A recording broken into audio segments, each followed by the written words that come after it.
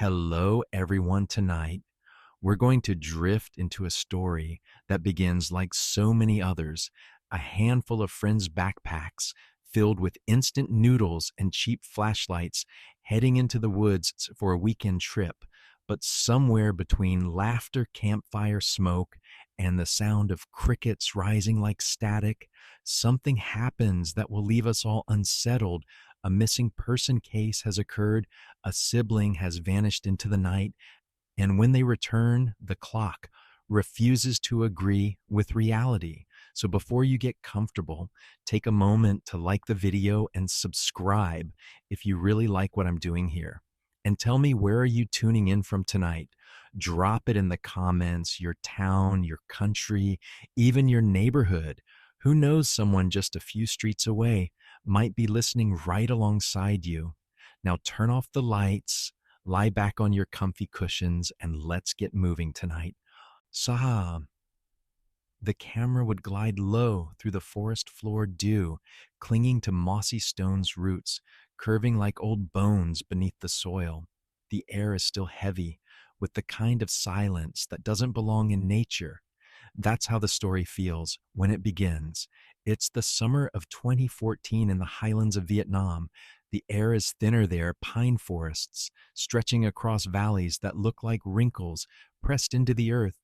On the maps, this place carries a simple, forgettable name, but to locals, it's known for something else: disappearances, hunters who step off familiar trails and never return, a pair of surveyors in the 1970s who lost 2 days without explanation, and the most whispered tale, a French colonial officer in the 1930s who walked into the fog and never came back. Historians still debate whether that one is fact or folklore, but the legend lingers. On this particular Friday evening, a group of 5 young adults pile out of an old minivan at the trailhead. Among them are siblings, a 21-year-old sister, sharp-eyed, pragmatic, the kind who makes lists even for road trips, and her 19-year-old brother, impulsive, restless, always eager to prove he's grown. Their friends, two classmates from university, and a neighbor who owns the minivan, tease them about being opposites, but secretly admire the way the siblings orbit each other like twin stars.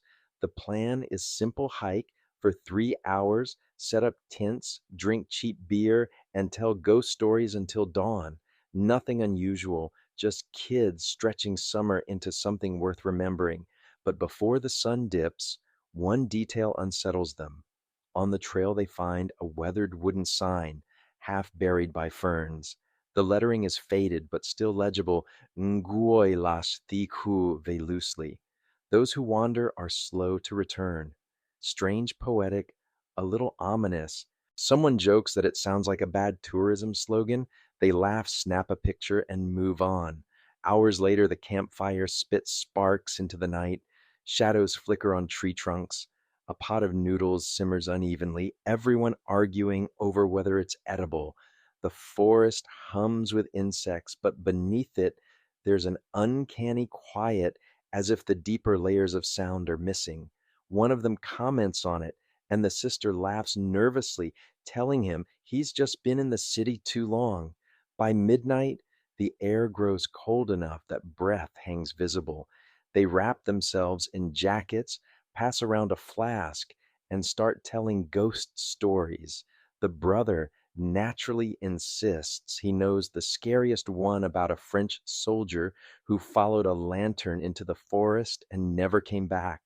Maybe his ghost is still walking out here, he says, shining his flashlight into the darkness. It's childish theatrical, but everyone leans in anyway. And then he stands. I'll prove it, he says. 15 minutes. I'll walk that way and back. He points toward a slope descending into thicker trees. His sister frowns. Don't be an idiot. You'll trip, break an ankle, and then we'll all have to haul you back. But he's already pulling on his headlamp, grinning like a kid about to win a dare. The others laugh, half encouraging, half nervous. Go on then. One says 15 minutes max. Otherwise, we're coming after you. And just like that, He disappears into the trees. The fire crackles. Minutes pass.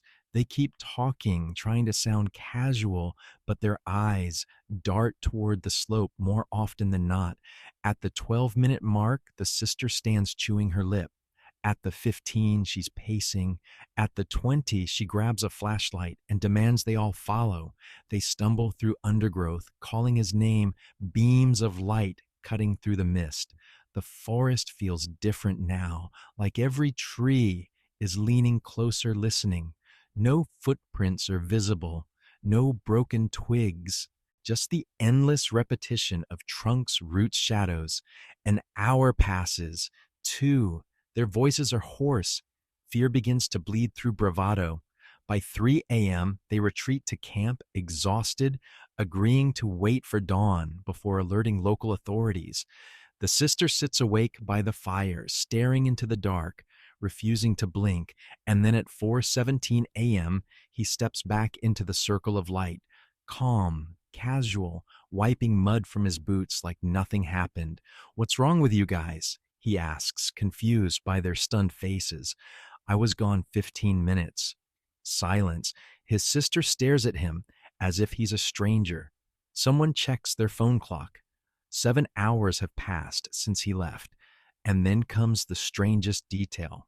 His wristwatch, the same beat up Casio he's worn since high school, ticks forward not 7 hours, but 10 years. The date reads August 2024. The hands are steady, not spinning, as though time itself agreed to skip ahead. Investigators and detectives are still debating whether this was a prank, a malfunction, or something far stranger. What no one disputes is how the atmosphere of that forest seemed to thicken around him, like he'd walked back from a place humans were never meant to visit. And that, my friends, is how our case begins: a simple camping trip, a sibling's reckless dare, and the first crack in reality.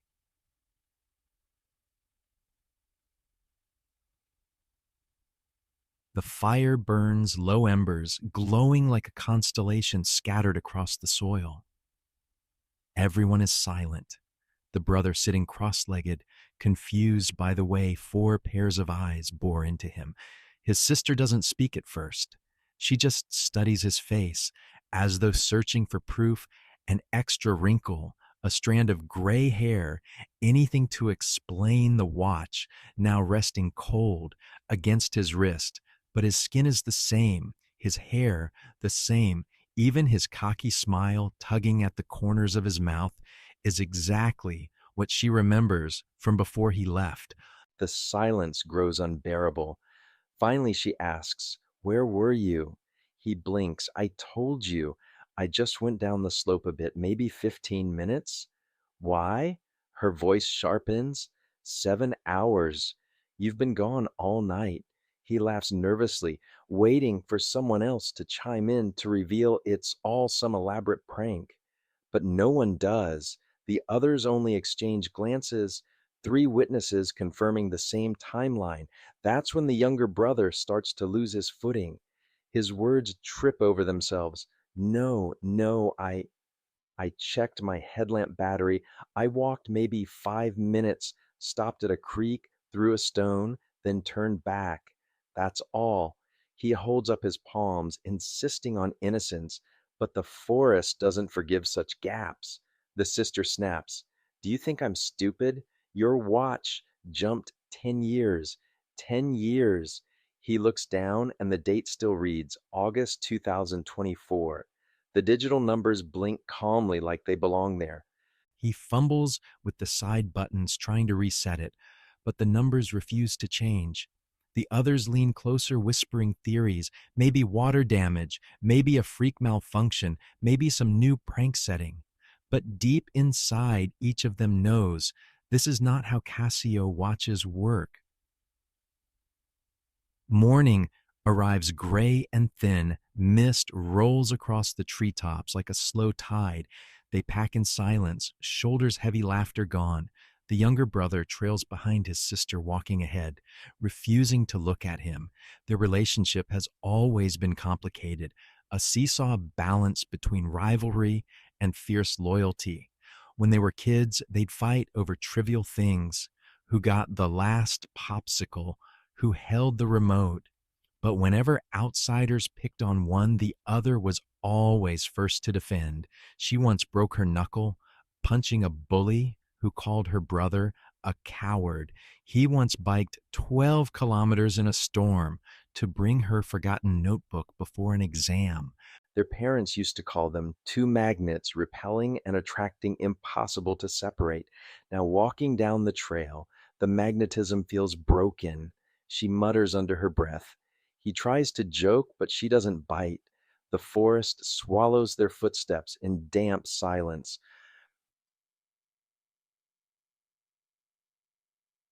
They reach the minivan at noon, their nerves frayed, their bodies drained. One friend volunteers to drive back to town. The others slump into seats, staring out the windows, replaying the night like a movie reel stuck on loop. At a gas station, the brother excuses himself to use the restroom. Minutes pass, too many minutes. His sister checks her phone, 20 gone.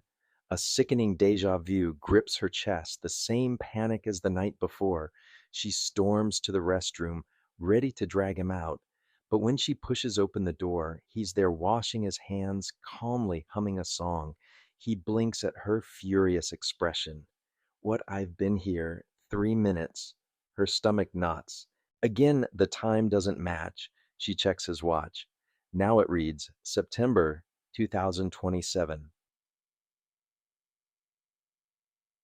By the time they arrive back in the city, the siblings are barely speaking. Friends peel off muttering awkward excuses. No one wants to be involved in whatever this is. That night, in their family apartment, the sister corners him in the kitchen. The neon hum of the refrigerator is the only witness. Tell me the truth, she demands. Where did you go? He slams his fist on the counter. I told you I didn't go anywhere. His voice cracks equal parts anger and desperation. Why don't you believe me? Because it doesn't make sense. Her eyes flash. 7 hours in the forest, 20 minutes at the gas station, your watch jumping ahead like some cursed clock. And you still expect me to believe it's nothing? The younger brother grips his hair, pulling at the roots. He's scared now, scared in a way he hasn't admitted yet, because in his memories, he truly only walked 15 minutes. He can describe every step, every tree, every breath of fog. But why does his watch insist otherwise? Historians often say that in times of crisis, siblings either fracture or fuse. Think of Wilbur and Orville Wright, clashing over their designs, but ultimately flying together, or the Bronte sisters, their rivalry fueling masterpieces, but ending in estrangement. Even psychologists today still debate whether sibling bonds are inherently protective or competitive.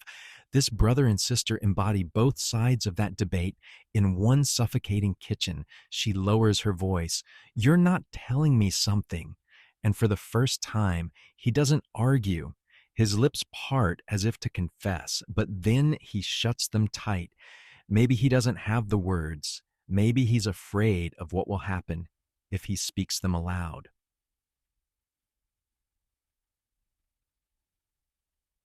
The days that follow only deepen the rift.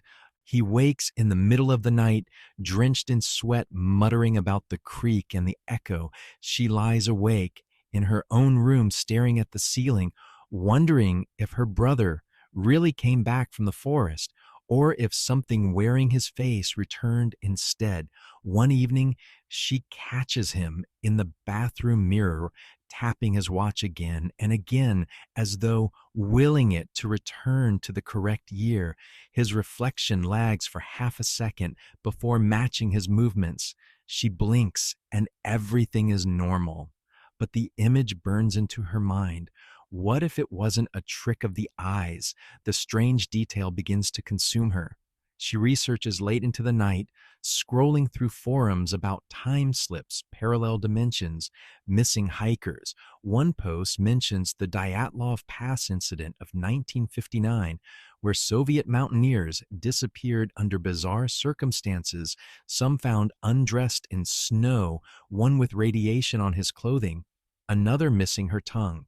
Investigators are still debating whether it was an avalanche military testing or something inexplicable. The sister clings to this. Maybe she's not alone in facing the unexplainable. Meanwhile, her brother grows more withdrawn. He eats less, smiles less. Sometimes she finds him staring at the wall lips, moving soundlessly. When she asks what he's saying, he shrugs. Just a song stuck in my head. But she hears no melody. Their friends avoid them. Neighbors whisper about the shouting late at night. Their parents away for work in another province phone in worried sensing tension but unaware of its source. By the second week, the sister decides she can't stand in the dark any longer. If her brother won't explain, she'll investigate herself.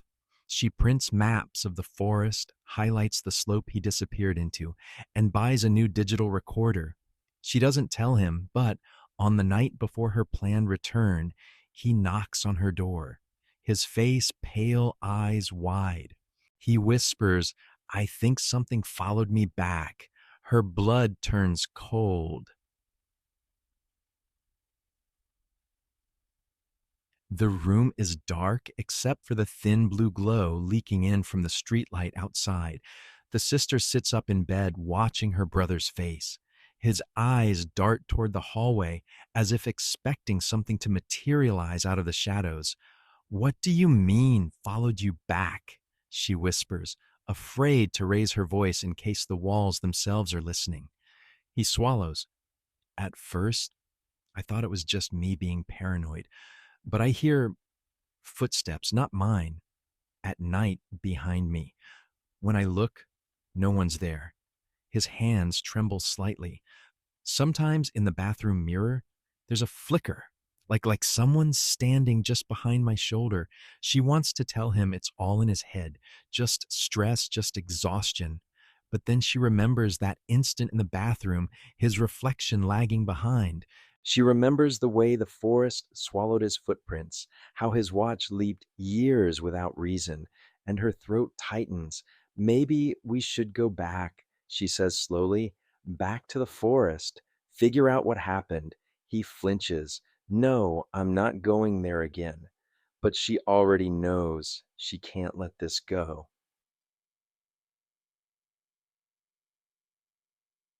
2 days later, she's standing at the trailhead again. A new group this time, just her, a rented motorbike, and the silence of pine needles whispering overhead.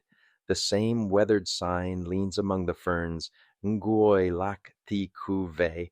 The wood is even more rotted now, the words harder to read, as if time itself is erasing the warning. She clicks on her recorder. Day one return to site, she murmurs. Objective, locate the creek my brother described. Her voice sounds too steady in her own ears, like she's performing bravery rather than feeling it. The forest accepts her footsteps reluctantly. Each path looks like the last. Shafts of sunlight slice through the canopy, painting stripes across mossy rocks. It should be beautiful, serene even, but the silence beneath the bird calls feels staged, like a soundtrack edited by some unseen director. Locals have always called these woods Runkathu, the forest of old trees.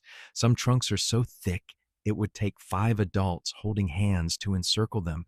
Their roots are swollen, half buried, half exposed, like serpents writhing under the soil.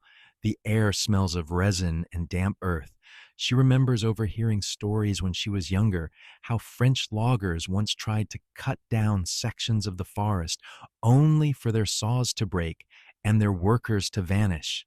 How during the war, entire patrols marched in and never reemerged. Some villagers whisper that the forest is alive, not just with animals, but with an awareness, like an ancient witness that tolerates humans only for a while.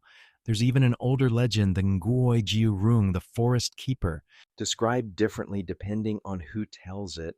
Sometimes a tall shadow with no face, sometimes a woman in white with tangled roots for hair.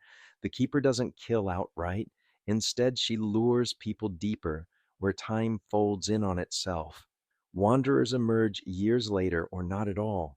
Investigators and detectives are still debating whether these legends stem from real disappearances or whether the disappearances are given supernatural explanations because humans hate not having answers. Either way, the sister feels the weight of centuries pressing down as she steps further inside. By mid-afternoon, she finds it the creek, narrow, shallow stones glistening beneath water that runs clear and cold. She crouches, touching the surface. It feels colder than it should, almost metallic. She records her findings: one creek located, possibly the same described, surroundings no signs of recent disturbance. Then she notices something strange. On the bank, a circle of stones arranged unnaturally neat, too perfect to be random. She takes a photo, and just as she does, the woods fall utterly silent. No birds, no insects, only the hiss of water. She feels eyes on her, not human eyes, but the gaze of something vast, something rooted. She forces herself to stand slowly, scanning the trees.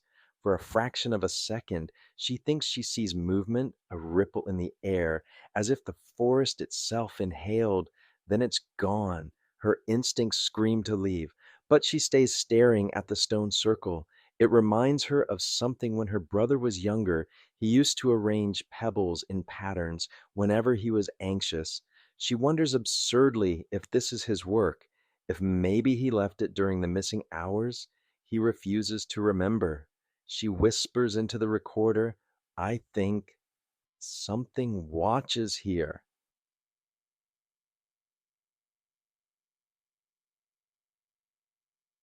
Night comes quickly in the highlands. The forest doesn't gradually darken, it snaps shut like a curtain pulled across the sky. She builds a small fire, wrapping herself in her jacket. The shadows beyond the flames are thick, almost liquid, and then comes the sound. Not footsteps exactly, but something dragging slowly over leaves, circling the camp. She freezes, clutching her flashlight. The sound halts whenever she turns her head, then resumes from another direction. She remembers the legend of the forest keeper, how it follows wanderers, never revealing itself fully, only brushing close enough to taste their fear. She forces herself to press record. Something is moving around me, repeating like it's circling.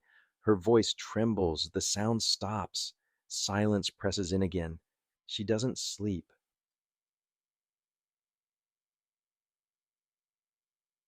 The next morning, she notices something impossible. Her watch, brand new, bought last week, now reads April 2021, 3 years in the past. Her breath catches. She resets it, checking against her phone, but within minutes the numbers drift again, ticking backwards like a slow rewind. Whatever happened to her brother, it's happening to her too.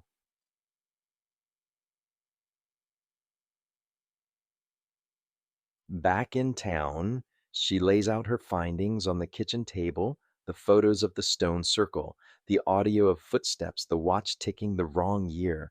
Her brother sits across from her, pale eyes hollow. He listens without interrupting, then finally says, "Now do you believe me?"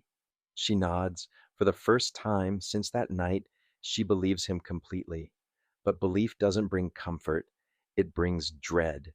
Because if the forest is warping time, if something inside it chooses who returns and when, then they're both entangled in something far older than themselves.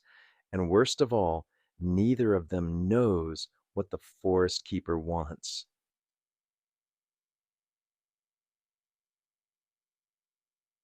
The apartment becomes a laboratory of obsession. The sister spreads maps across the floor, pins them with mugs of cold coffee, draws lines with colored markers. The brother sits nearby, staring at his wristwatch as if it might blink out a confession.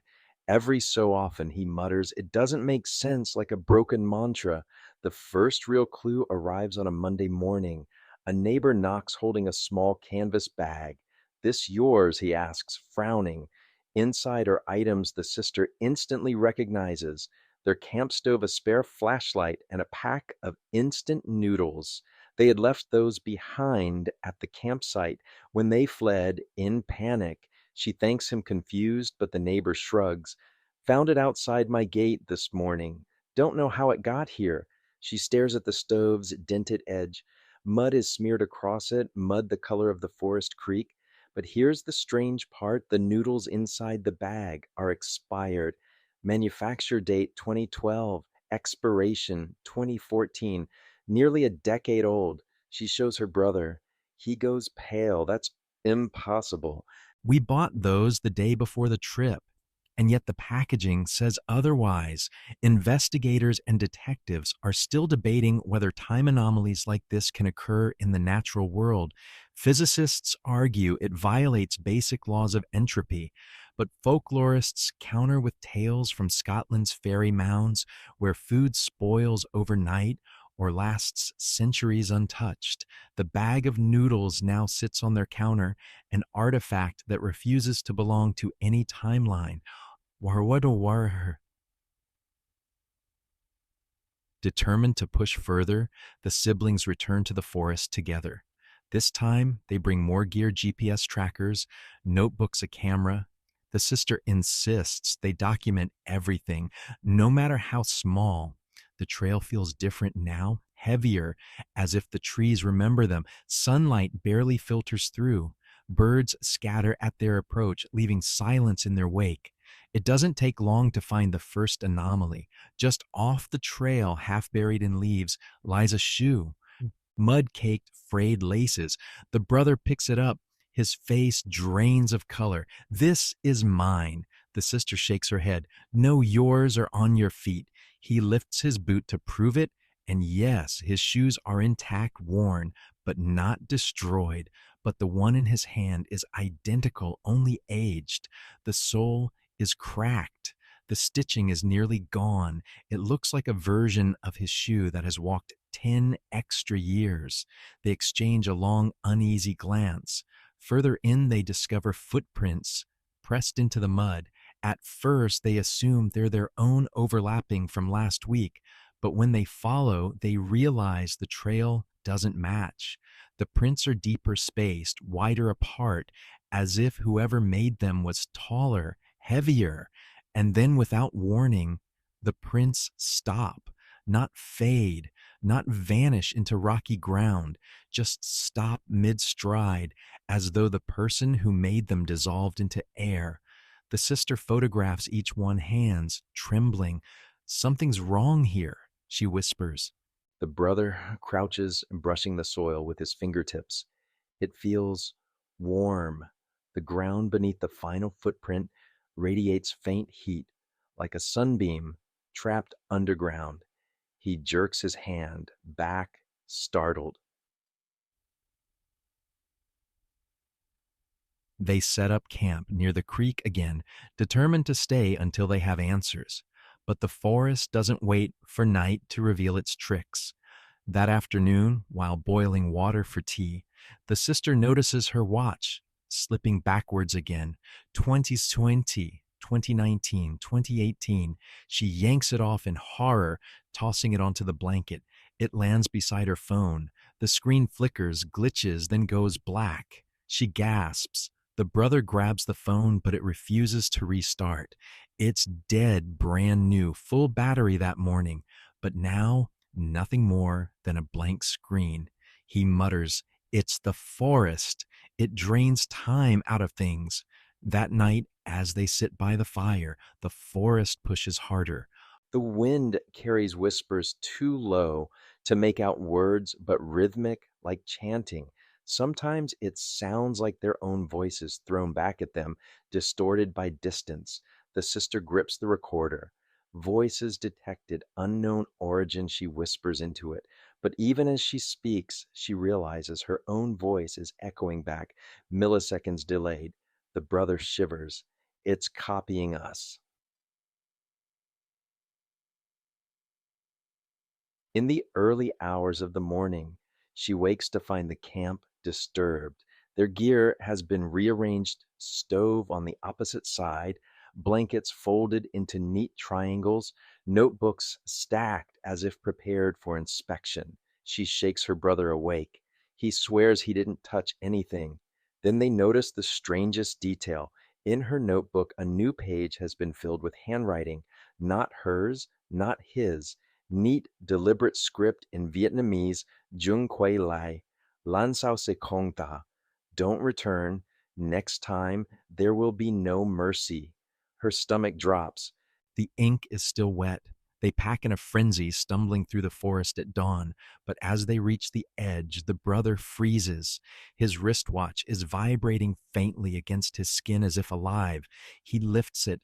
The numbers spin wildly, years blurring 2035, 1982, 2071, 1914. The screen cracks, then goes dark. He whispers, "It doesn't want us to leave." By the time they stagger back to town, their nerves are shredded. They dump their evidence on the kitchen table again, the aged shoe, the notebook page, the broken watch. Proof that something is wrong in the forest. Proof that it is not just in their heads. The sister plays back the recorder. The voices are there layered, echoing, rising into a chorus.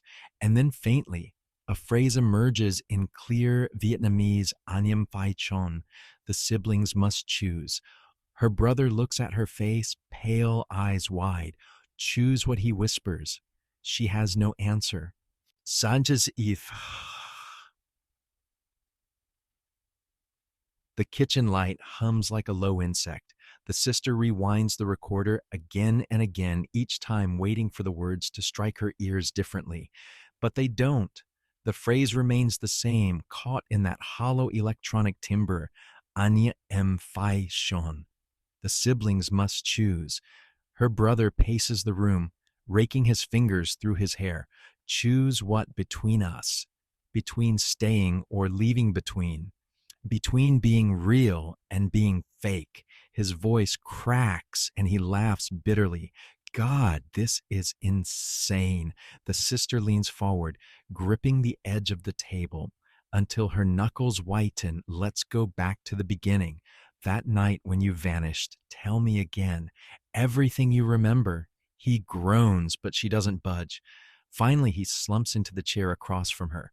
His eyes flick to the broken Casio watch lying dead between them.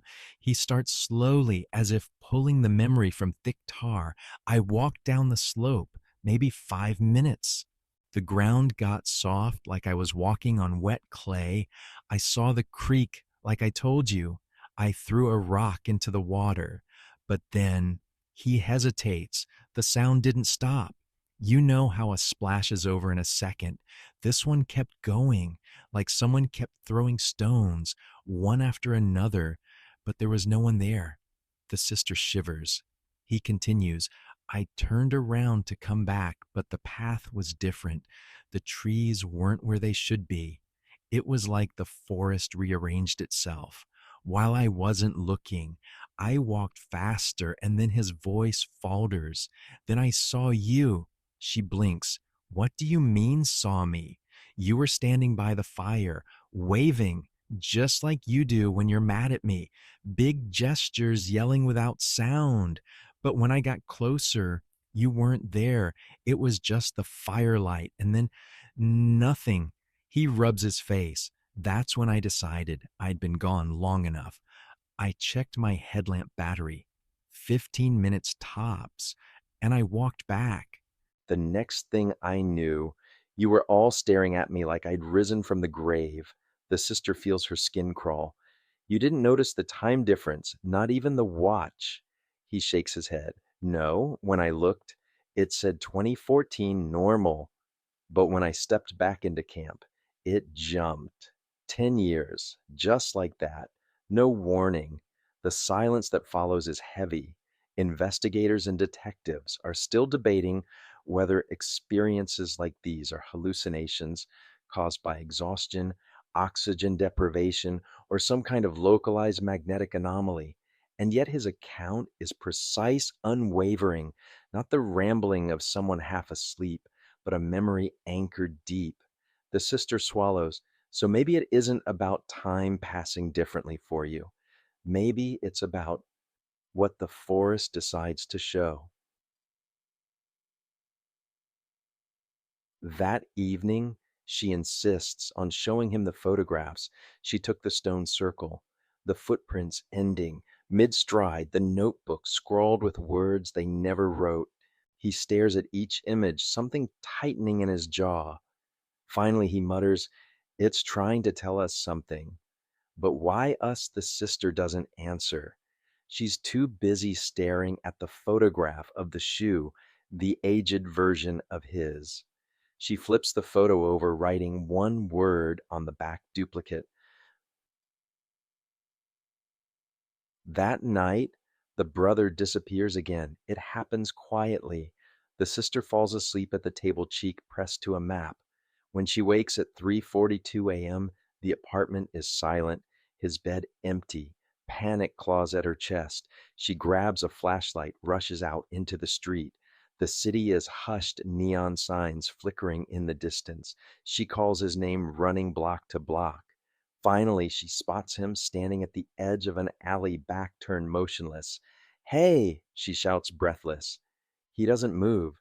She approaches slowly, the beam of her flashlight cutting through the dark, and then she notices he's holding the Casio watch in his hand.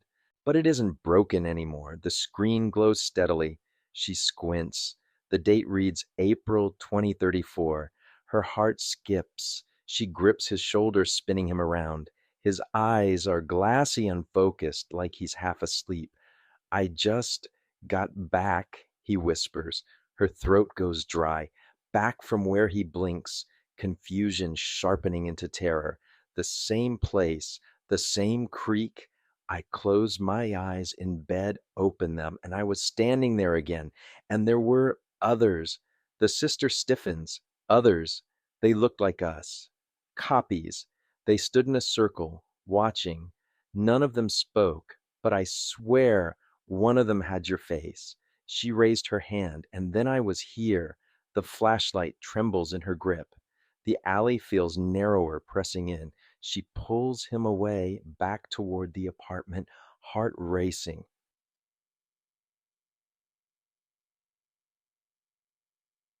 The next morning, the evidence is undeniable. His shoes are coated in the same forest mud, damp and clinging. The watch still blinks 20:34, and in his notebook, left open on the desk, there's a fresh entry neither of them wrote. Lansao Chunji, Ngoi that Huach Kijia, next time choose the real one or the false. The sister grips the paper so hard it tears. She whispers, "It wants us to decide who's real." That day, she scours archives for anything resembling their experience, and she finds it an obscure report from the 1970s hidden in a yellowed local newspaper.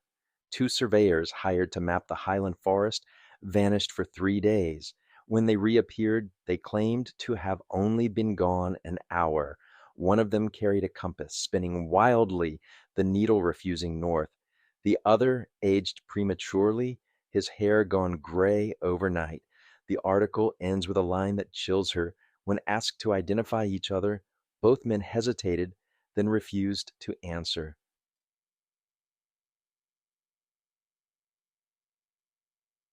That night, she and her brother sit across from each other in silence. The city hums beyond their window, oblivious. Finally, he says, "If it comes down to it, if something forces you to choose, you'll know it's me, right?" She doesn't answer immediately. Her pulse pounds in her ears. She wants to say yes, of course, but the images claw at her mind. The footprints ending mid stride, the aged shoe, the duplicate her brother swears he saw the handwriting in the notebook, and the echoing phrase on the recorder, "The siblings must choose." The forest doesn't wait long to press its hand against their lives again.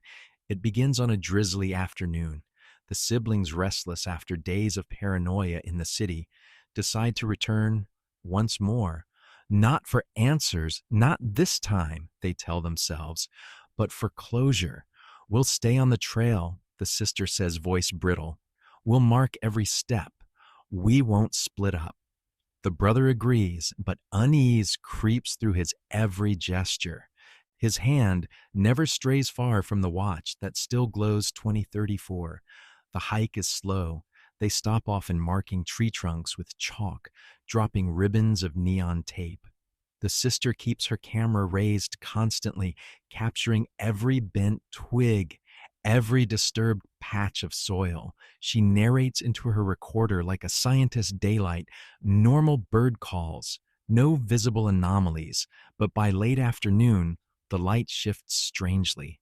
The forest darkens, two fast shadows pooling like ink. A quiet dread slides down their spines. That's when they see him. At first, the figure seems like any hiker stepping carefully between the roots, 30 meters ahead, but as the distance closes, recognition dawns and horror follows. It's her brother, not the one standing beside her, but another.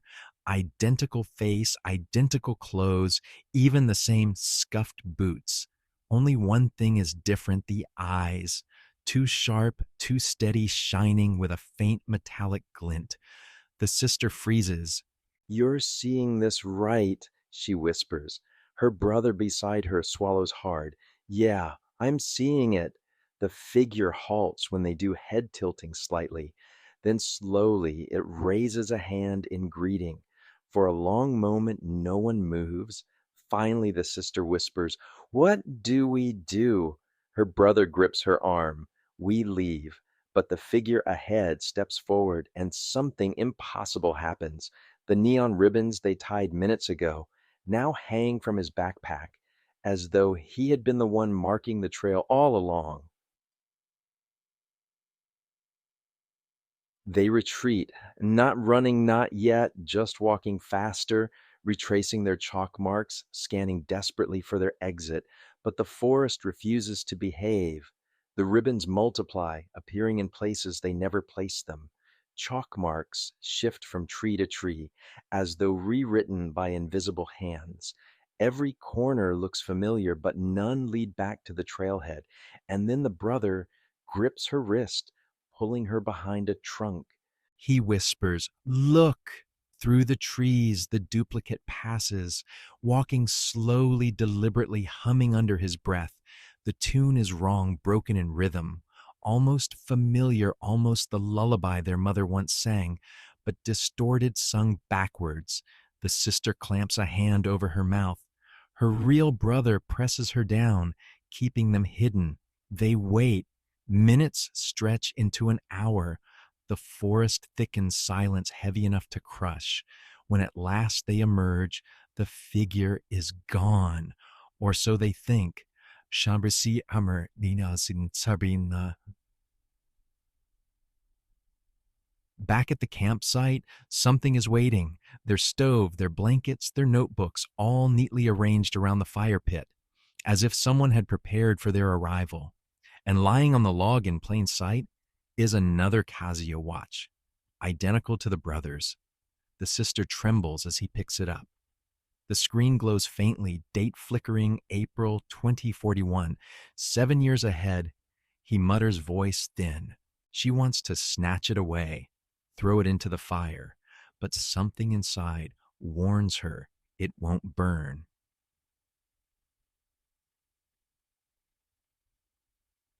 That night, they do not sleep. They huddle by the fire, listening to the creaks of the forest. Every rustle feels deliberate, every shifting shadow a watching eye. At 2:13 a.m., the sister hears it, the sound of footsteps circling their camp. Not animal steps, human, heavy, slow. Her brother's grip on her hand is iron. "Don't move," he whispers. The footsteps stop. Silence swallows them whole, and then from the dark beyond the firelight, a voice calls out. His voice, "Let me in." Her heart seizes. The figure stands just beyond the ring of fire, face hidden in shadow. It's cold out here, the duplicate says gently. You don't want me freezing, do you, sister? She shakes her head violently. Don't listen, she hisses to her real brother. But the duplicate's voice grows softer, warmer, almost pleading. I can explain everything. I know what the forest wants. I can keep us safe, but you have to let me in. Her real brother rises to his feet, trembling. His knuckles whiten around the watch. How do I know which of us is real? He shouts. The duplicate chuckles. The sound is wrong, too perfect. That's the game, isn't it? You'll have to choose.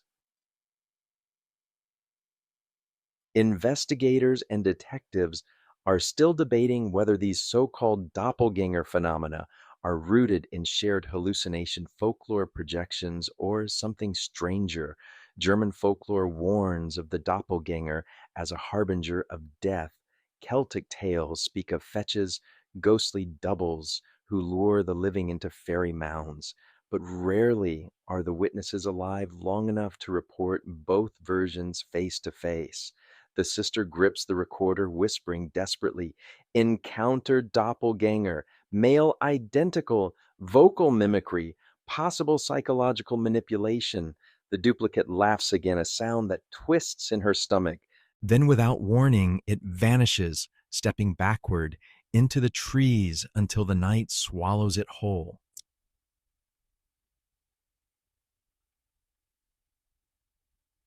At dawn, the siblings pack in silence.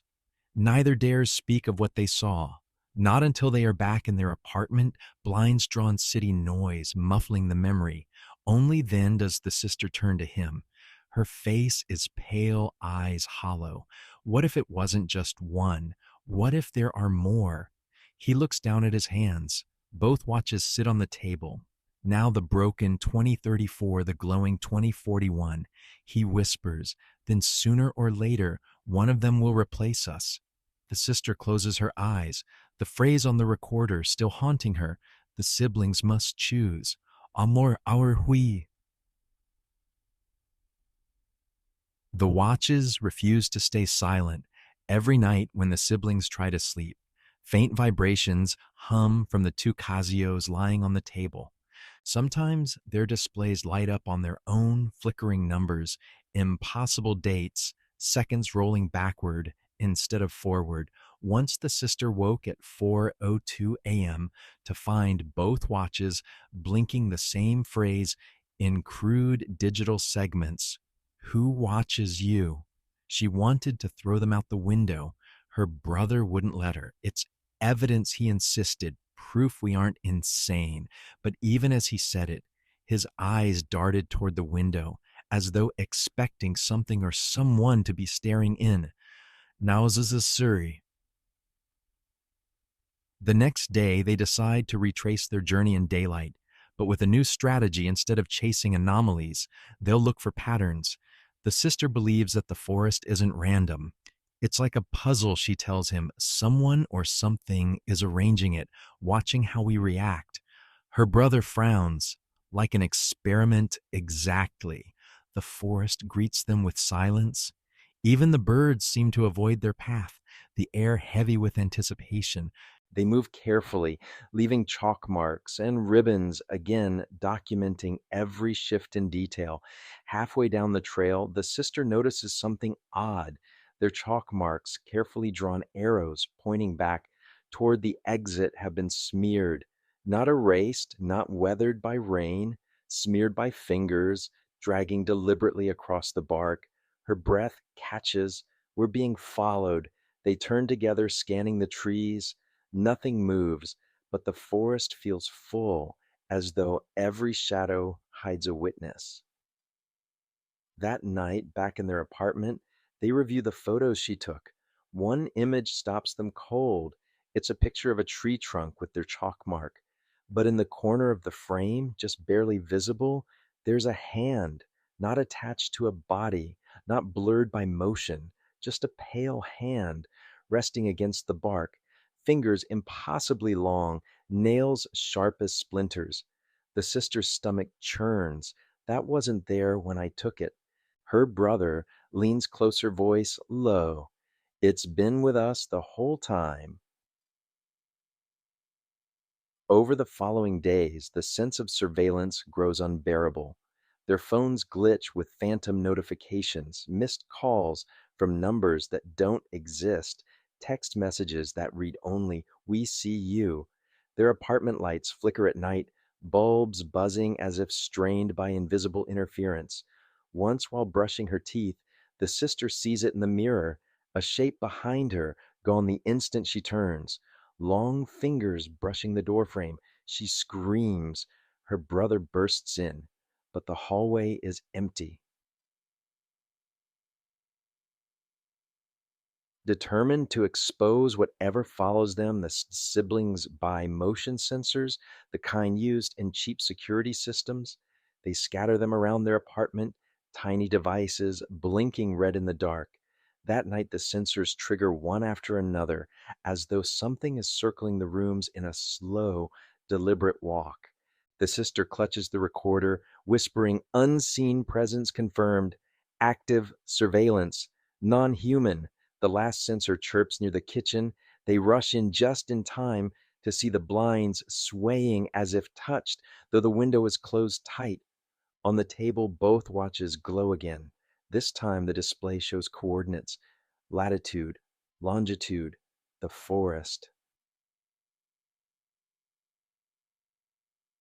They return once more, unable to resist the pull.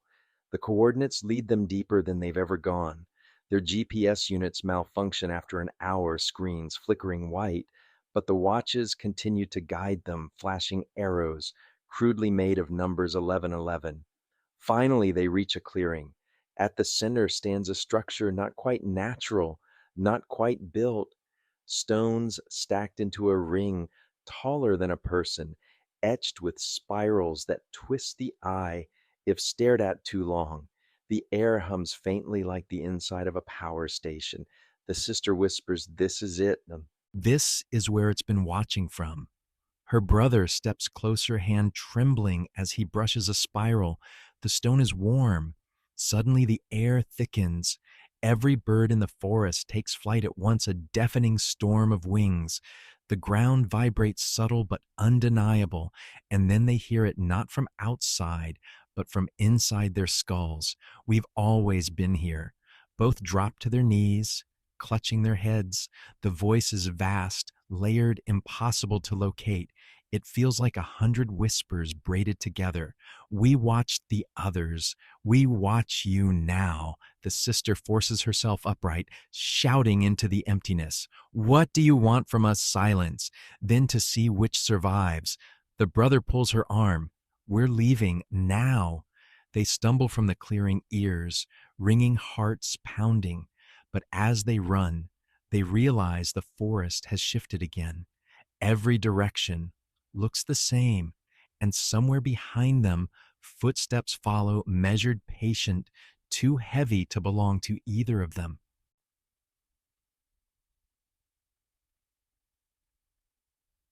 Investigators and detectives are still debating whether so-called observer phenomena in cases like these are signs of group psychosis surveillance by hidden cults or evidence of something far stranger.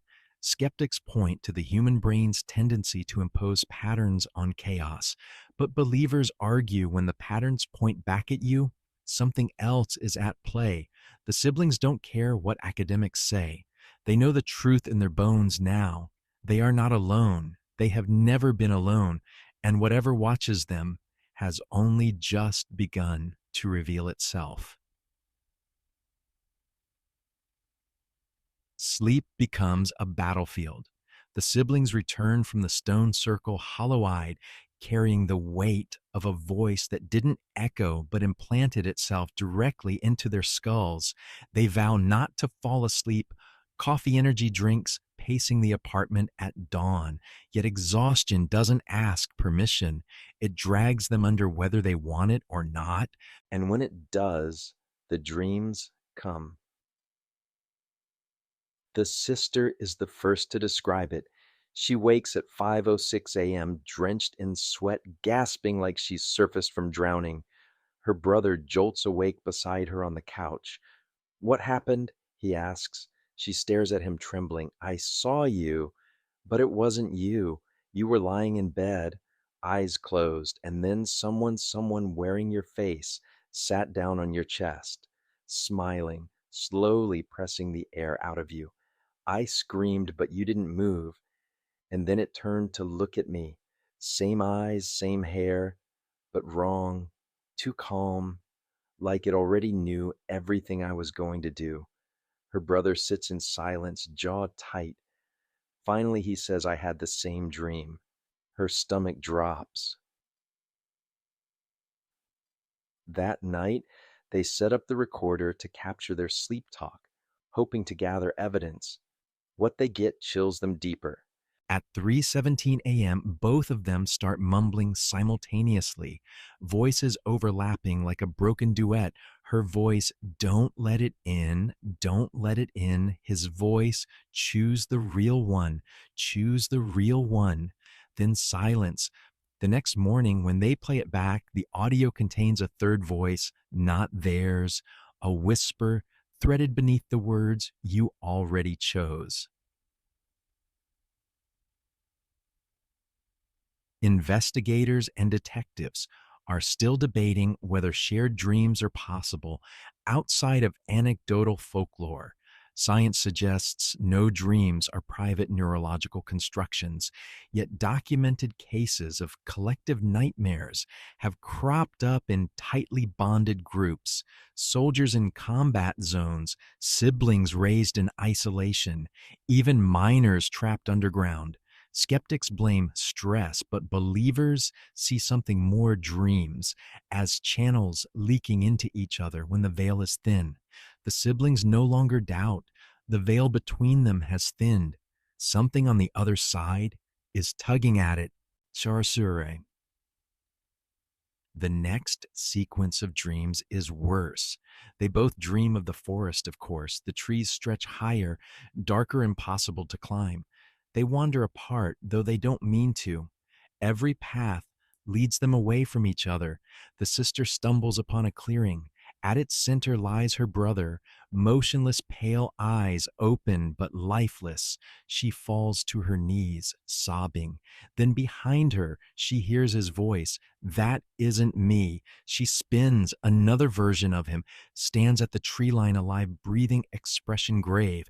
"You have to choose," he says. When she turns back, the body on the ground is smiling.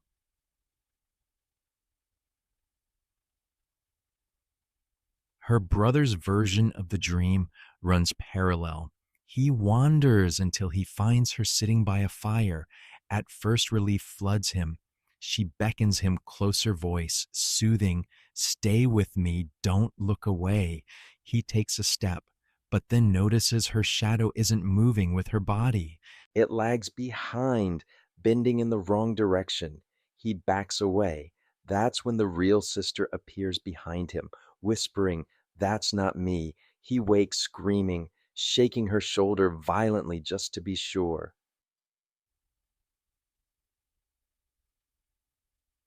The dreams escalate. Soon they both see themselves from outside their bodies. The sensation of being replaced becomes unbearable, like watching someone else slip into their skin, trying it on like clothing. Sometimes they wake with bruises in places they don't remember hitting. One morning, the sister discovers her fingernails are caked with dirt. She hadn't left the apartment all night. Her brother's boots are wet, though he swears he never touched the door. It's as if the dreams are spilling into waking life.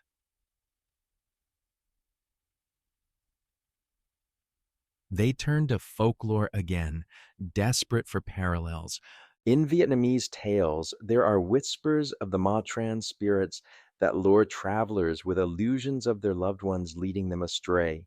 In Norse legends, the Varduger are ghostly doubles who arrive before the real person, doing and saying things they haven't yet done. And in Greek mythology, the eidolon is the phantom double of a living person created to deceive or haunt. The sister reads aloud one passage that freezes them both. To dream of your double is to weaken the barrier between you. In time, one must vanish so the other may remain. They try everything to ward the dreams off. Salt lines across the doors, iron nails under their pillows, even chanting old prayers their grandmother once taught them. Nothing helps. The dreams return every night, identical, relentless. Finally, they decide to record not just audio, but video. They set up a camera in the living room where they sleep, pointed straight at the couch. The next morning, they review the footage. At 2:44 a.m., the sister sits upright, eyes wide open, though she is clearly asleep. She turns her head slowly toward the brother. Then, without moving her lips, the words spill out. He isn't the real one. The brother's body jerks violently. He sits upright too, face twisted, and answers in the same dead tone, "Neither are you." Then both of them lie back down, motionless, breathing evenly. The sister slams the laptop shut. "That wasn't us," she whispers. Her brother stares at her, horror dawning. Then it's already inside.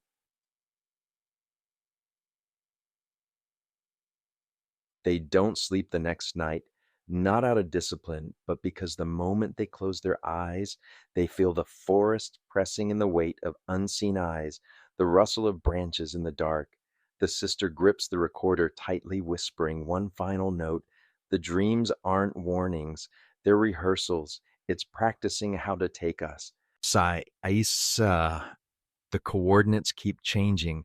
Every few days, the two Casios flicker with new numbers. At first, the siblings ignore them, terrified of where they might lead. But the tension builds until the sister finally says what they've both been thinking. If we don't follow, it'll come to us anyway. Her brother reluctantly agrees. Better to face it on our terms. So once more, they lace their boots, pack cameras and recorders, and enter the forest.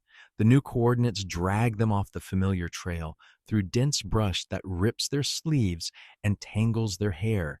Hours pass without sign of human passage until the trees suddenly part.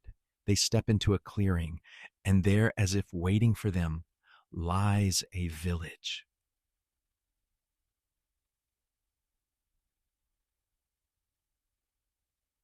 At first, they think it's a set, a movie backdrop forgotten in the wilderness.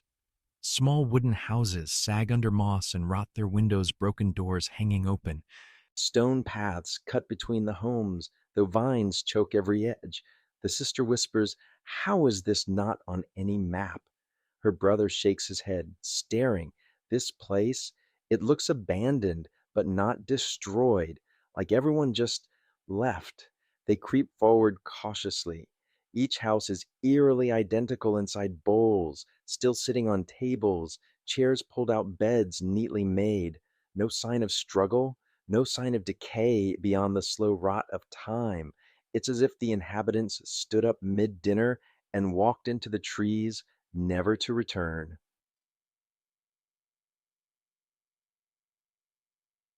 The deeper they explore, the stranger it becomes. In one house, they find a calendar pinned to the wall, the year printed boldly at the top, 1962.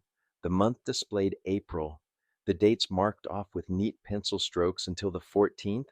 After that, blank. Another house holds a children's notebook scribbled with math problems. The last page contains a shaky drawing of two stick figures holding hands, standing beside a large circle of stones. The siblings exchange a look. They know that circle.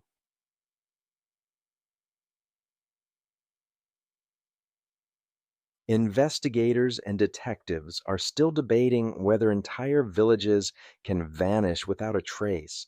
The most famous case is perhaps Roanoke in 16th century America, where colonists disappeared, leaving only the word Croatoan carved into wood.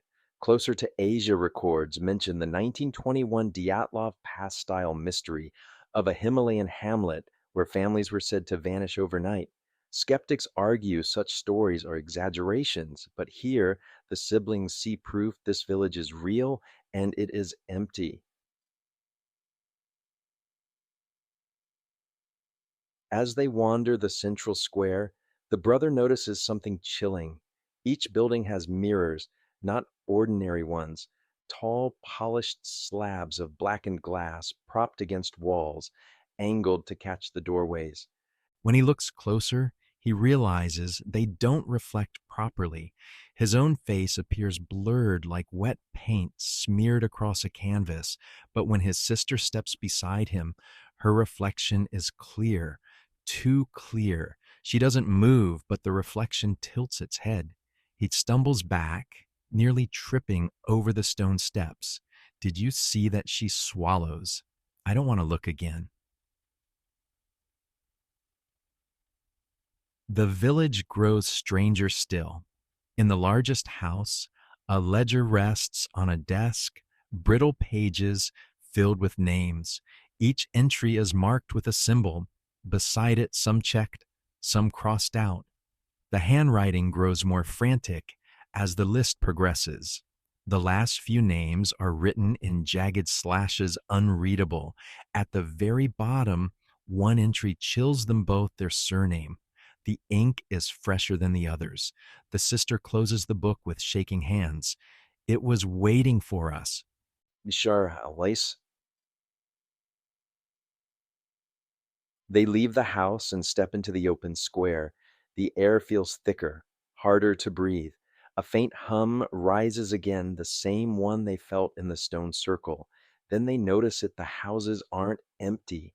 Silhouettes stand in the windows, not people shapes, thin, elongated, motionless, watching. The siblings freeze. The figures don't move, don't speak.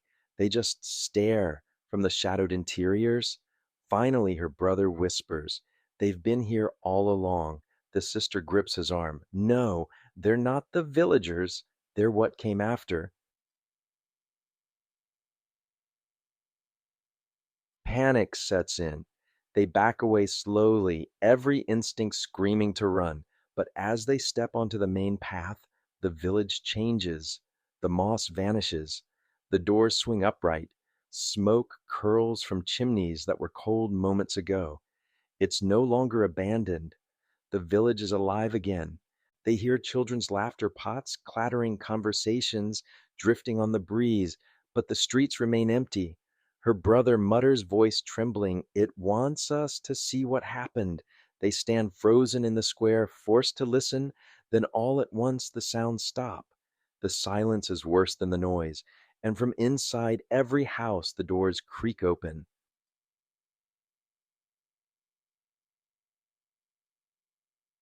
The siblings bolt, sprinting down the overgrown path. Branches whip their faces, lungs burning, hearts hammering. They don't look back, not when the hum swells behind them, not when shadows flit at the edges of their vision. When they finally burst back into the forest, proper collapsing against a fallen log, the village is gone, not behind them, not anywhere, just trees. The sister gasps for breath, clutching the recorder. Entry discovery of an abandoned village. Structures present then erased, cannot confirm location. Her brother stares into the woods, voice flat. We were being watched before. Now we've stepped into their home. They shouldn't have come back, but curiosity has a way of overriding fear. After days of restless silence, the coordinates point to the same location again. The siblings argue, pace, swear they'll ignore it, but at dawn they find themselves lacing their boots anyway. The forest welcomes them back too easily. This time the path unfolds with less resistance, almost guiding them. And when they step into the clearing, the village is waiting. No longer decayed, not quite alive, caught somewhere in between, half rotted, but humming with presence.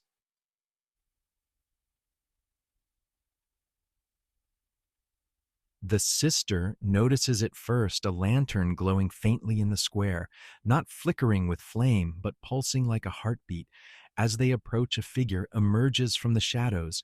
He isn't elongated like the others. He isn't blurred either. Instead, he looks ordinary, too ordinary. A man in a worn coat, hair streaked, white skin, weathered, but solid. He leans on a staff carved with strange runes. Finally, he rasps, voice dry as bark. The strays return. The siblings freeze. Her brother manages, "Who are you?" The man chuckles low and bitter. "Names don't matter here, but if you must call me something, gatekeeper, will do." The sister steps forward, defiance masking terror. What is this place? What happened to the people? The gatekeeper tilts his head. They weren't people anymore, not when the choosing began. The village was just a vessel, a rehearsal, like your dreams. Her breath catches. You've seen them, haven't you? The gatekeeper continues, eyes glinting, the reflections that smile when you don't, the doubles that wait their turn. They practice wearing you until the seams line up. Her brother growls, "You're saying we're next." The gatekeeper shrugs. "One of you? Maybe both. That depends on the choosing." Investigators and detectives are still debating whether entire communities could sustain themselves on shared hallucinations or cult practices. Some scholars suggest that what modern storytellers call replacement myths were early attempts to describe mass psychosis, often tied to famine isolation or toxic food supplies. But no known record explains how two strangers could describe the exact same hallucination down to the smallest detail without communication. Here, the siblings face a man who embodies those unanswered questions. He isn't a hallucination. He breathes, he watches, he remembers. The sister swallows, voice trembling. Why us? Why drag us into this? The gatekeeper's eyes soften, almost pitying. Because you looked too long. Most wander past without noticing, but you, he gestures toward them with his staff. You saw yourselves. Once that happens, you can't walk away. Her brother's jaw clenches. "Then tell us how to stop it." A long silence. Then finally, "You don't stop it. You survive it. If you can tell which is real." The siblings exchange a horrified glance. The gatekeeper continues, "The choosing will come. They'll make you doubt every breath, every memory. You'll wake and wonder, is that my hand? Is that my voice? You'll hear the answer you fear most. And if you choose wrong, he stops, smiles faintly. Well, that's when the replacement is complete." The sister's voice cracks. "Choose wrong, and what I disappear." "No," he says softly, "you remain, but not as yourself." The gatekeeper turns, walking toward the central well. They follow despite themselves. He taps the rim with his staff. "They used to come from here. The first reflections. The villagers thought they were blessings, visions, guidance. But every blessing requires a cost." One by one, they made their choices. One by one, they were replaced, until only I was left to guard the threshold. Her brother whispers, "Why you?" The man laughs hollowly. "Because I chose nothing. I refuse to pick. Cowardice bought me time, but time is no escape. I've watched hundreds of vanished faces, stretched across mirrors like wet cloth. Now it's your turn."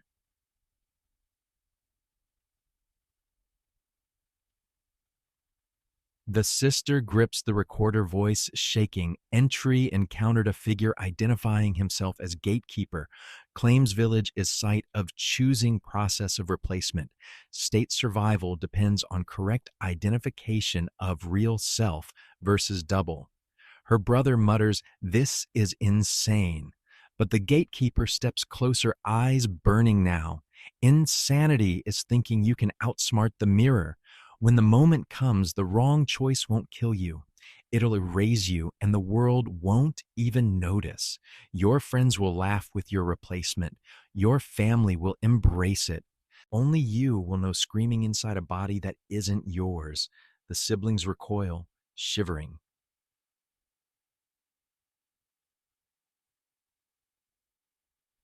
The sister dares to ask, "How do we know the right one?" The gatekeeper's answer is maddeningly vague. The right one doesn't ask. He places a cold hand on her shoulder.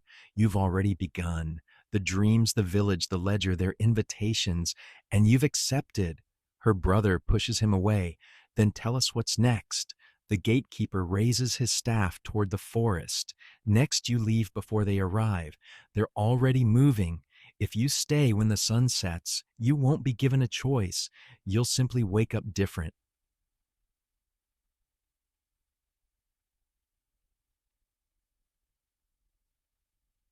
They stumble back, ready to flee. But before they do, the sister blurts, "If you're the gatekeeper, who are you guarding against?" The man smiles, thin and weary. "Against myself. Every night I wake and wonder, am I still the one who chose nothing or the one who finally lost? I stand here so no one else makes my mistake." Then his form flickers. For a heartbeat, there are two of him, one looking at them, one looking away, and then only empty air. The lantern in the square blinks out. Mom. The siblings run again, heartbeats slamming in their ears.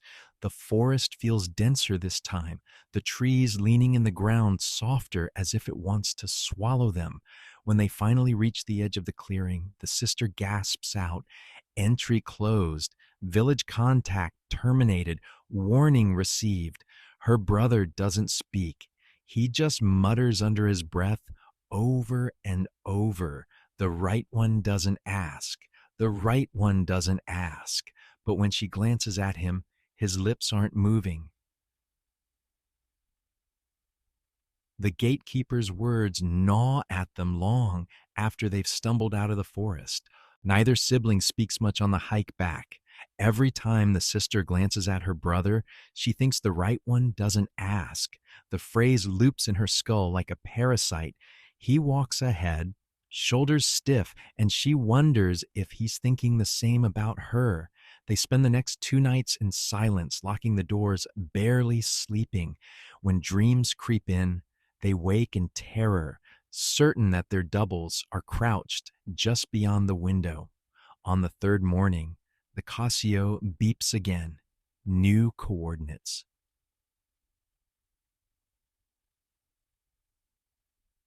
This time, the path leads them to a collapsed house at the very edge of the forest. Unlike the abandoned village, this one feels real. Its roof has caved in the wood charred black. From what looks like a decades old fire, the air still tastes faintly of ash. Her brother picks through the debris with a stick, lightning strike. She shakes her head. No, controlled. Someone wanted this place gone. Under a pile of half-burned blankets, she finds something that makes her stomach flip, a leather-bound book, edges singed but pages mostly intact. It's a journal.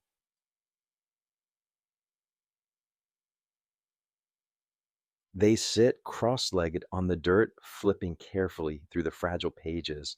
The handwriting is jagged, shifting between steady and frantic. Dates mark the entries starting in 1961. The sister begins to read aloud. June 3rd. They came from the well again tonight. At first I thought it was just shadows, but shadows don't speak your name. Shadows don't smile with your teeth. The siblings lock eyes. July 19th. My neighbor swears his wife is different.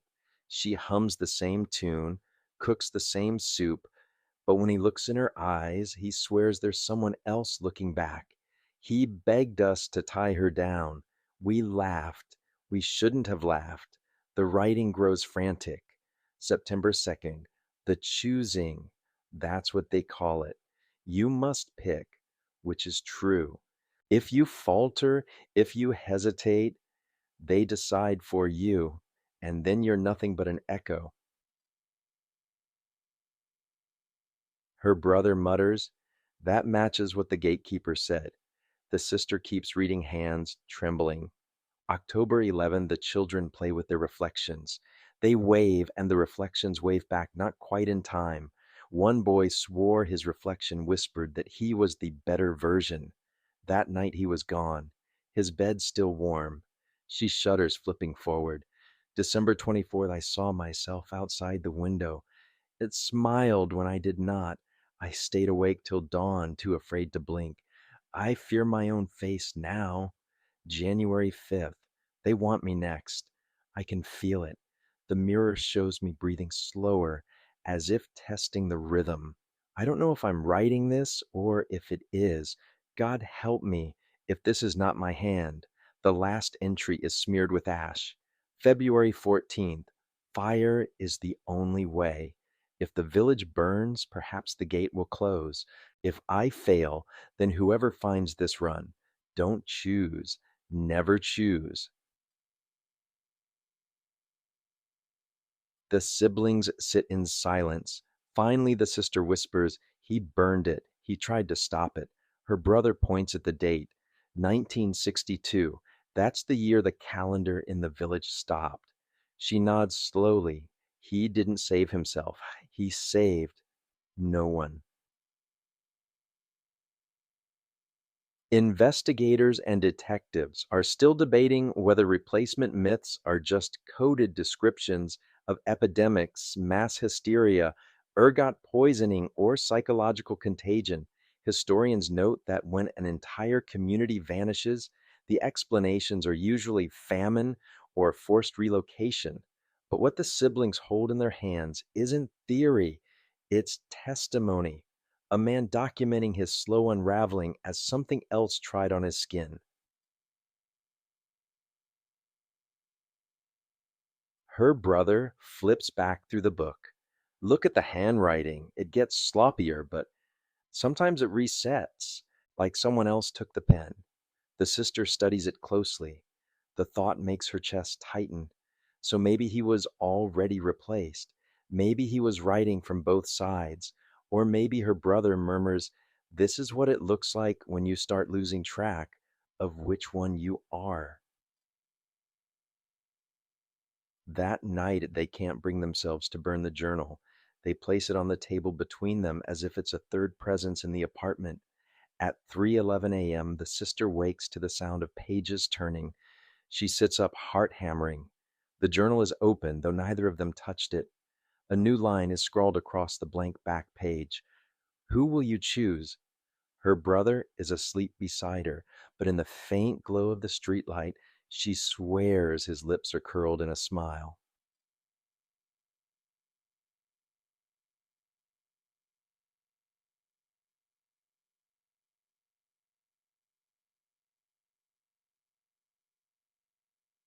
The journal doesn't leave their sight, even when they pack for the forest again, because of course the Casios buzz with new coordinates. The sister insists on slipping it into her backpack. Her brother protests, muttering about curses, about feeding the thing that's already watching them, but she won't let go. If it's writing back to us, she says, then maybe it's the only map we've got. This time the forest path feels wrong from the start. The air is heavy, thick with the scent of wet stone and old iron. Birds don't sing. Their boots crunch against gravel instead of soil, though there's no quarry nearby. After hours of silence and unease, the trees thin out, and then they see it, a second stone circle. It dwarfs the first, where the previous ring had maybe a dozen waist high stones. This one rises taller than a man, 30 or 40 monoliths, rough hewn, etched with symbols that glow faintly when clouds shift and sunlight flickers across them. The ground inside is black and scarred as if fire has licked it over and over again. Her brother whispers a ritual site, the sister swallows, or an execution ground, At the circle's center lies a pit, shallow, round, and lined with soot. Bits of bone gleam inside some animal, some not so easily dismissed. She opens the journal again, flipping to one of the burned pages. Under the smear of ash, faint words emerge. Second circle. Not to be entered. The choosing completes there. Her throat tightens. This is it. This is where they finished it. Her brother kneels at the edge of the pit, sifting through the debris. He lifts a shard of pottery etched with the same runes as the gatekeeper's staff. They've been doing this for centuries, longer maybe.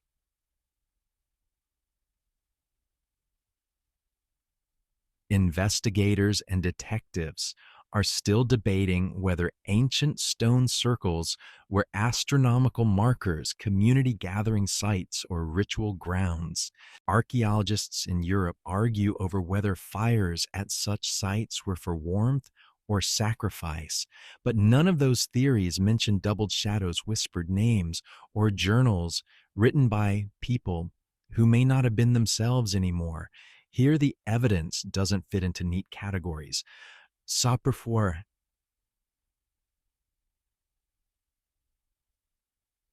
the sister, circles the perimeter, tracing her fingers over the symbols. They prickle against her skin, almost warm. She stumbles when she recognizes one, the same mark she saw in the ledger beside their surname. She calls her brother over. Look! He stares. The rune glows faintly brighter, as if acknowledging them. This means we're already on the list. He mutters. Before she can respond, the Casio on his wrist beeps. Not coordinates this time, just 3 words flashing across the screen. Enter the circle.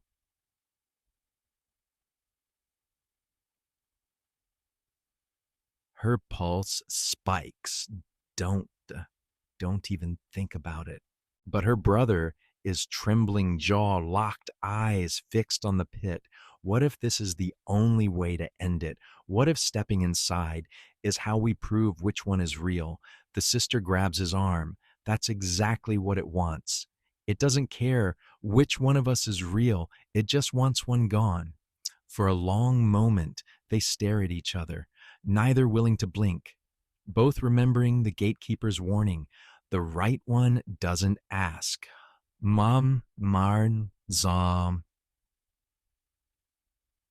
The wind rises suddenly, whipping through the stones. The symbols flare with pale light. Shadows stretch unnaturally long across the ground, converging at the pit's edge. Then they hear it, a chorus of whispers, not coming from the trees, from the stones themselves. The voices murmur their names over and over, each syllable layered until it feels like 100 mouths are pressed against their ears. The sister claps her hands over her head, screaming. Her brother staggers back, eyes wild. Then one voice rises above the rest, clear, cold, choose. The pit flickers with sudden flame, pale blue fire that burns without heat. Shapes crawl upward in the blaze, elongated forms with familiar faces. The sister gasps, stumbling backward, when she sees herself climb from the pit lips, twisted in a smile she would never make. Her brother sees the same. His own reflection steps into the light, mirroring his stance eyes, glinting with hunger. 2 doubles, 2 originals, and the circle demanding a decision. Her brother shouts, "We don't choose." That's what the journal said. But the sister isn't sure. The gatekeeper's words echo louder. If you refuse, they decide for you. She grips the recorder, voice breaking. Entry second circle demands choice. Fire doubles present, pressure increasing. Her double lunges forward, ripping the device from her hand. Its grin stretches impossibly wide. Too late, it hisses. The flames roar higher, casting twisted shadows across the stones. The siblings stagger toward each other, clutching desperately as their doubles circle them like predators. The whispers rise again, a chant now rhythm pulsing like a heartbeat. Choose, choose, choose. And then silence. The fire gutters out, the doubles vanish like smoke, the runes dim, the siblings collapse to the ground, gasping hearts pounding. Her brother whispers, "It let us go." The sister shakes her head. "No, it gave us time. That wasn't the choosing, that was the warning." She looks down at the journal. Another line has appeared in the margin, scrawled in fresh ink. Next time, only one leaves. Memory starts to rot. At first, it's little things. The sister insists they stop for food on the way back from the circle, greasy noodles in a roadside shack with red plastic stools. Her brother swears that never happened, that they drove straight home. Then it gets worse. He remembers calling their mother to check in. She remembers their mother's funeral years ago. The contradictions stack until they can't tell if they're catching each other in lies or slipping through cracks in their own minds.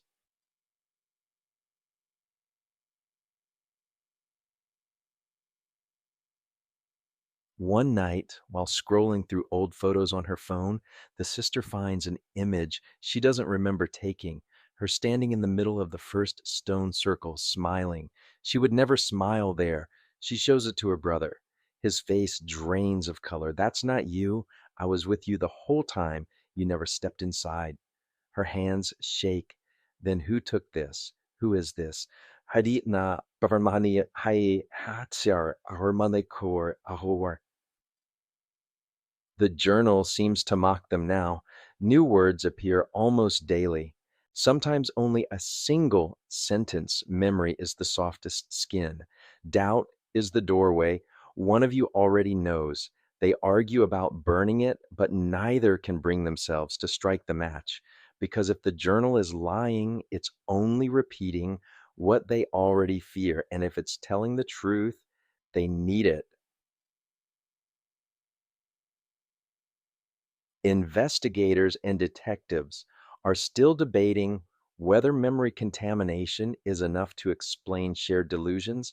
Psychologists call it the Mandela effect, where groups remember events that never happened, but that doesn't explain the shifting evidence, the photographs, the handwriting in the journal that wasn't there before. Something is editing their lives as easily as flipping through pages. Word meter.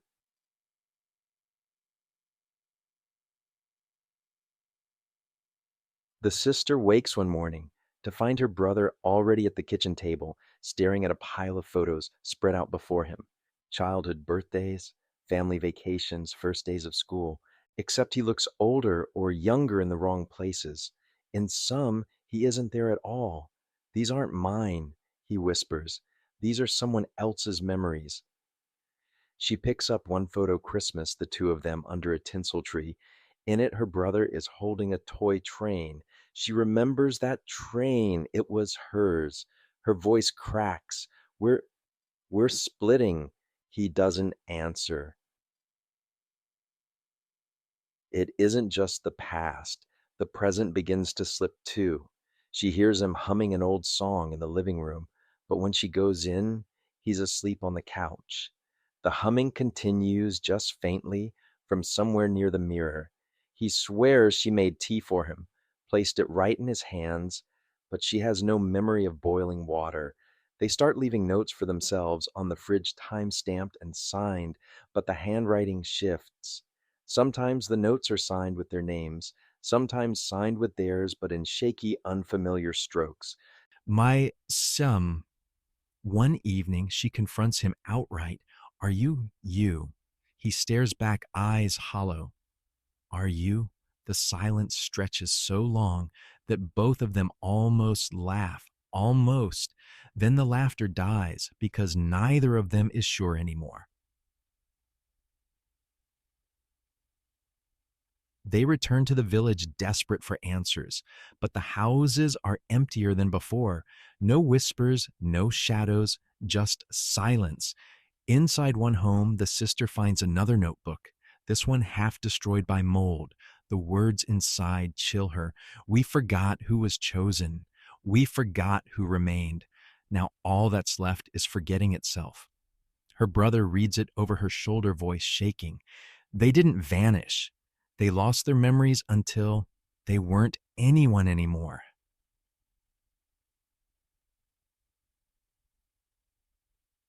That night, the siblings decide to record video diaries, each describing their earliest memory in detail, hoping to anchor themselves. The sister recounts being 6 years old, chasing her brother through their grandmother's garden, the smell of guava trees thick in the air. Her brother recounts the same day, except in his version, she was the one being chased. When they play the recordings back, the files glitch, their voices swap halfway through. Za The Casios beep again.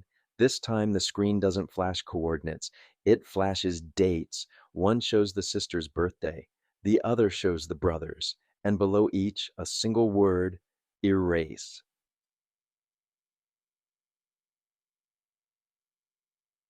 The sister throws her watch across the room. It shatters against the wall, but keeps blinking. Her brother clutches his wrist, trembling. It's choosing for us, she whispers, or it's already chosen.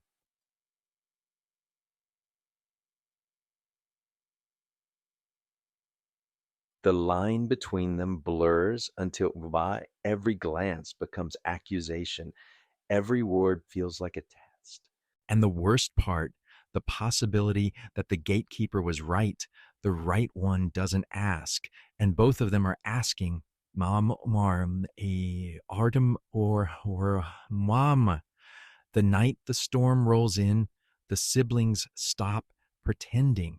Rain slams against the windows, lightning strobes across their rented cabin, and for the first time, neither of them bothers to hide their suspicion. Two figures, same blood, same voice, staring each other down like strangers. The sister grips a kitchen knife, not raised, not threatening, just there on the table between them. The brother drums his fingers on his Casio, the beeping syncing with the thunder. We can't both be real, she says flat. No, he agrees, and you know which one of us isn't. But he says it with the same confidence she feels in her bones. The pari hori mare.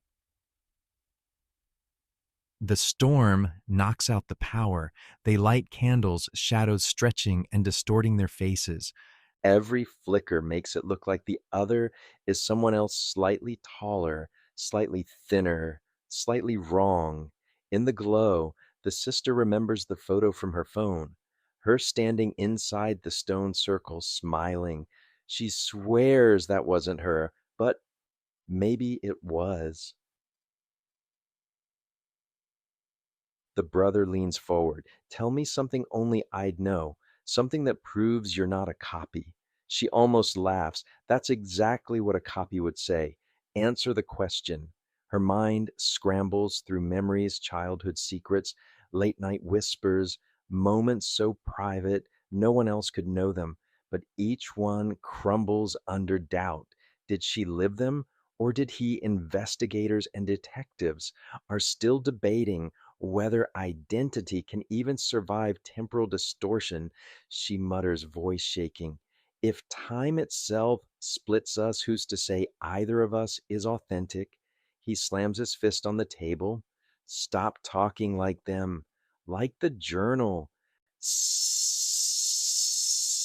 Outside, the forest seems alive, branches clawing the windows, wind howling like voices. The storm feels less like weather and more like a verdict being delivered. The Casios beep in unison, this time not dates, a single word, blinking relentless now. The brother rips his off, hurling it into the fire. Sparks hiss plastic curls. But before it melts, the screen flashes one last time, showing not his reflection, but hers. He reels back. It's you. Her pulse spikes. No, it's you.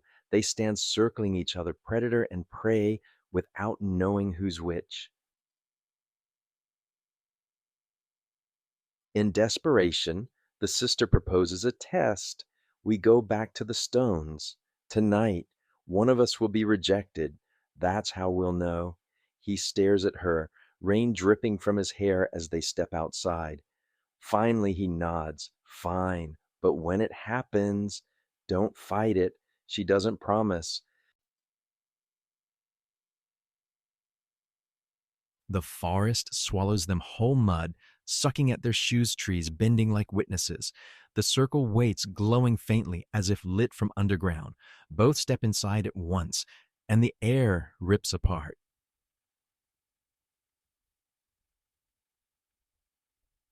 Two versions of the sister, two versions of the brother, four figures standing under the storm, each mirroring the other. They scream not in pain, but in recognition, because in that instant they all remember every lost year, every skipped hour, every false photograph. They weren't hallucinations, they were lived by different versions. The circle didn't duplicate them, it shuffled them like cards. The sister watches her other self tilt her head, same face, same eyes, but smiling that impossible smile from the photo. The brother watches his double sneer, mouthing words he can't hear, like a curse he was never meant to know.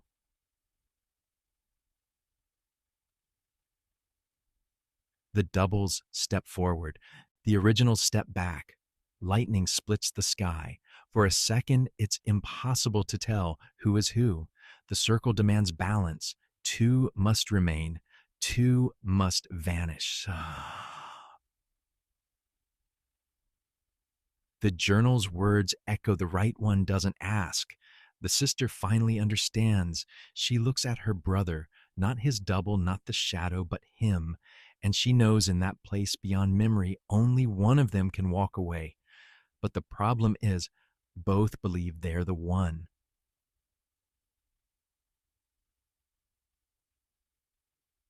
The storm breaks at the exact moment the choice is made, or maybe it isn't made at all. Maybe the forest makes it.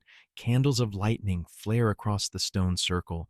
The doubles lunge forward, mouths open in silent screams. And for a breathless heartbeat, all four figures are the same blurred outlines of the same two souls, indistinguishable. Then the world stutters. The sister blinks, and her brother is gone. Or perhaps he was never there. She's standing alone in the circle, mud soaking her jeans, rain dripping down her face, silence so thick it feels padded. She whispers his name. No answer, not even an echo. Her watch is dead.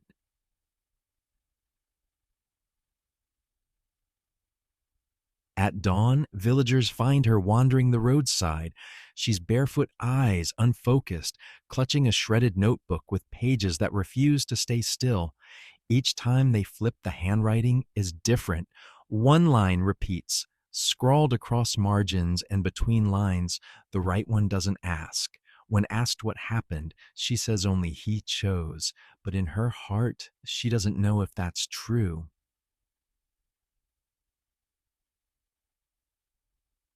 Years pass. She builds a life or something that looks like one. Work friends' routines, but shadows follow her. Sometimes she hears his laugh in crowded streets. Sometimes she finds a second toothbrush in her bathroom wet from use. Sometimes she dreams she's the one who vanished. Rah, ee. The journal never stops writing. New entries appear like whispers from the trees, some in her handwriting, some in his. She burns it once, but the ashes rearrange on the floorboards into words she can't unsee. One of you remained, one of you remembers, but neither of you is whole. Heimarn. Investigators and detectives are still debating whether shared delusion, temporal anomaly, or unresolved grief could explain her story. Officially, her brother is listed as a missing person. Unofficially, people say the forest took him. Others say he's still out there stepping out of time, circling back toward her. And some whisper that she was the one who disappeared, that what walks in her shoes isn't her at all.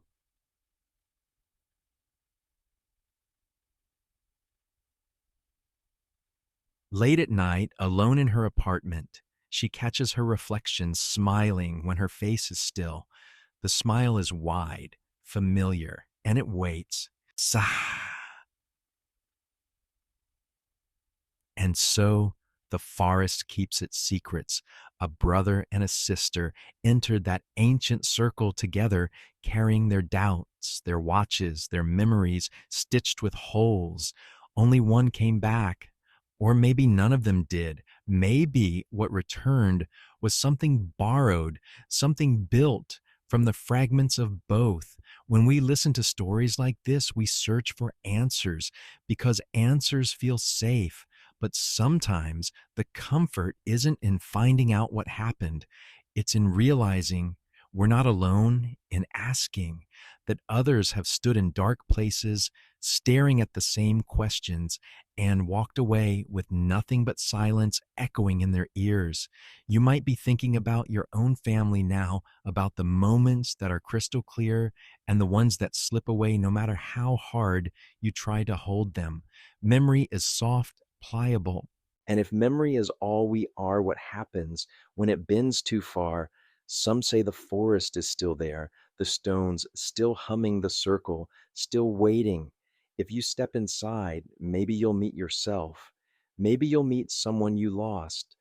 Or maybe you won't come back at all. But tonight, don't worry about that. Let the questions float, let the shadows fade.